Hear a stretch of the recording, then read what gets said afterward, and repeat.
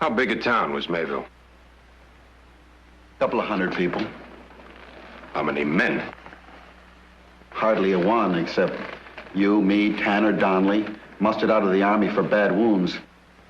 All the Grote Able men were off with Beauregard down to Charlottesville. So the town posed no threat. It had neither war materials, crops, strategic roads, not even a potentially dangerous manpower reserve to justify an enemy raid. All we had was land. And all we had to put into the land was our dead. Fine Southern dead, that is, not back-shooting Yankees. All right, Mr. Barkley. Sit down, Mr. Barreau. I have a few questions I'd like to ask. What's he mean? I already told you. Mr. Barkley wants to cross-examine. I agreed that he might. Sit down. Now, we're not going to discuss the tragedy that happened that night. We're merely going to try and determine once and for all who was responsible for it. Now, you say it was General Alderson. He commanded the division. It was his men. How many men? Well, in a division? Were sent into town that night. A full division, a half, a quarter, how many? Well, I don't know exactly. But there was enough to do what they planned. But not a full division. I ain't sure. Make sure. It wouldn't make no difference. Then you shouldn't mind answering the question. All right, it was only some. Now, what does that get you? A great deal. If he planned to destroy the town. That's all, Mr. Barreau. Nick, come on over here and sit down. I'll answer whatever you gotta ask right from here. Nick! Oh, this is all a bad joke. Now, you were a lieutenant in General Alderson's division. Yes, You were his aide. I was. And you were with him in Mayville. I was. Did you have any unusual duties that night? I was duty officer. Duties of a duty officer, post sentries, answer messages, acting commander for the night. You was right in on it with him, weren't you, boy? A duty officer has nothing to do with planning strategy. He merely takes charge of unit security for the night. That's right. Then what is your point? Just this. That in any ordinary bivouac, the duty officer takes charge from sundown until sunup. And during that time, he's given an hour-by-hour report of everything that happens in that unit. So better than anyone, Lieutenant Barkley was in a position to know what was or was not ordered. Go on. Now, Nick, as duty officer, you made your rounds that night. That's right. You were there when the men left for town. I was. How many men were there? Platoon-sized scouting detail, 38 men. Isn't a scouting detail usually squad strength, 12 men? Alderson sent 26 more men than were needed. Why? This wasn't a regular scouting detail. Obviously. Tell him why, Nick. Well, we were deep in the heart of the South. Most of the outfit was made up of pretty green troops. Besides, we had snipers taking pot shots at us all while we were there. So it was for the defense of the men themselves that so large a detail was sent? No other reason. And you're prepared to swear that there was no attack ordered that night? I am. Why shouldn't he? He'll hang if he don't. Macklin. We agreed, Barreau, they're to be given a chance. Let him talk. A chance? I didn't agree to that. I agreed to let him sweat. Any of you hear anything said about a chance? Was nothing said about a chance. Then why go on with this at all? Now you're getting the idea, boy.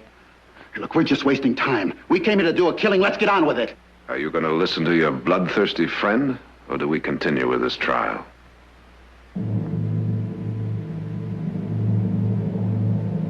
We continue with the trial.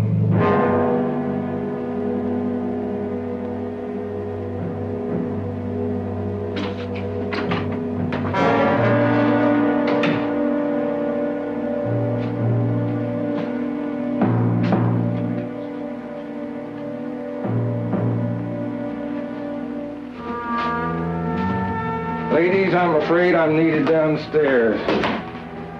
Which means, unfortunately, they're gonna have to tie you up. I know it really isn't necessary, but it's more for your benefit than it is ours. Otherwise, you might be tempted to try something foolish. And not too tight, Tanner. Now, I hope this won't be too uncomfortable, but I shouldn't be too long. What is your occupation, Mr. Curtis? I'm a photographer. And that night, after it was all over, you took a number of pictures, didn't you? Pictures of some of the victims who lay dead or wounded. That's right. Did you bring those pictures with you? Yes, I did. I wanted to show them to the general before we put the noose around him. Well, you can show him now.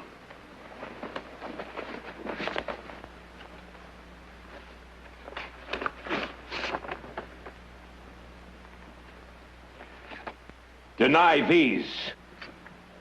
I don't think this is necessary. We're not arguing the fact that innocent people were killed that night. I thought I made that clear. But we are arguing whether or not General Alderson was responsible. All right, let's take that point up. Mr. Curtis, you were a member of the Home Guard that night, weren't you? That's right. And whether it was a division or half a division of Yankee soldiers, you saw what they did. And what they did was murder. That's right, too, isn't it? That's what it was. Murder. They murdered my mother and 2 sisters. Did you see General Alderson there that night? Yes, I did. Killing and butchering with the rest of his men. You couldn't have mistaken him. No. No, I'd never forget his face. Are there any questions you'd like to ask, Counselor? Yes, but not right now. Thank you.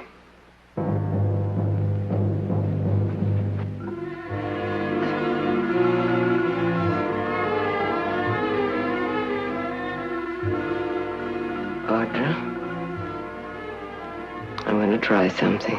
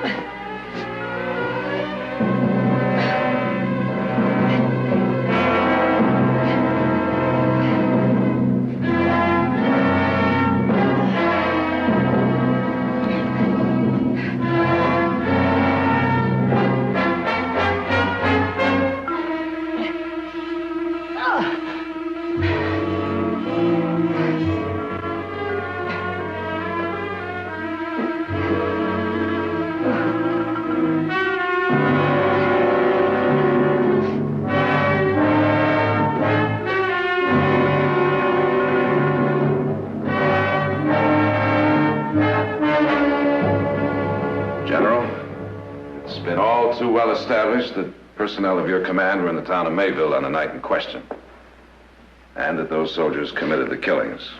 Is that correct? The question was, General, 16 civilians were killed. They were murdered by your soldiers, yes or no? I wouldn't exactly say murdered. 16 innocent people were slaughtered by your soldiers, yes or no? Yes. General, did you directly or indirectly cause or order that to happen? No, I did not. I want you to know, sir, that I believe you. And if it's humanly possible, we'll make them believe you, too. How? By placing the blame where it properly belongs, with the reckless, terrified, drunken misfits of that patrol. Yes? Now, were you able to identify the guilty that night? Not without difficulty. Small pockets of trouble broke out by the stables, the town hall, and they became a mob. But later they were identified. And what happened to them? They were court-martialed. Then the guilty were punished. They were court-martialed. And there you have the simple, uncluttered truth. The guilty were identified and punished. What more do you want? You haven't asked General Alderson how they were punished. Will you answer that? Were they hanged? Were they sent to prison for 30 years?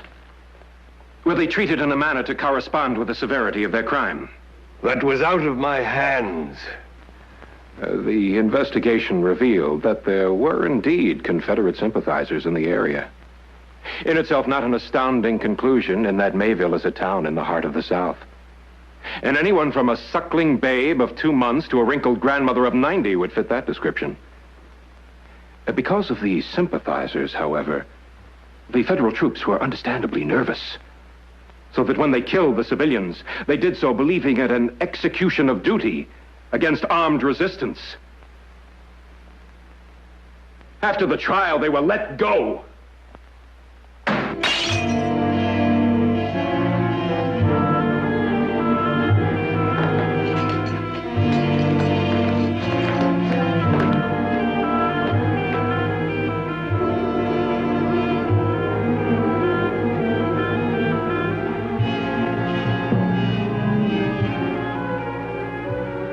Mother, it's all right, Audrey. It's all right.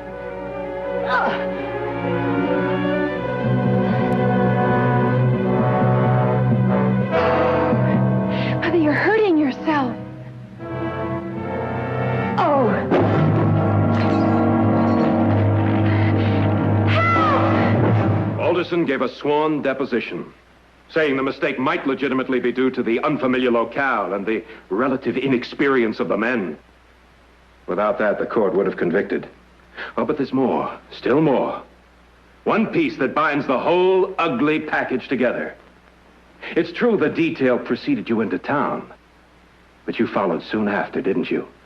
To take part, to enjoy the killing. That's not so. You mean you weren't there? I was there. I tried to stop it. Stop it? How? I ordered them to break off immediately and return to bivouac. Did they? No. They were like animals. Drunken, green, frightened troops. They thought they were under attack. But they weren't, General, were they? No, they were not.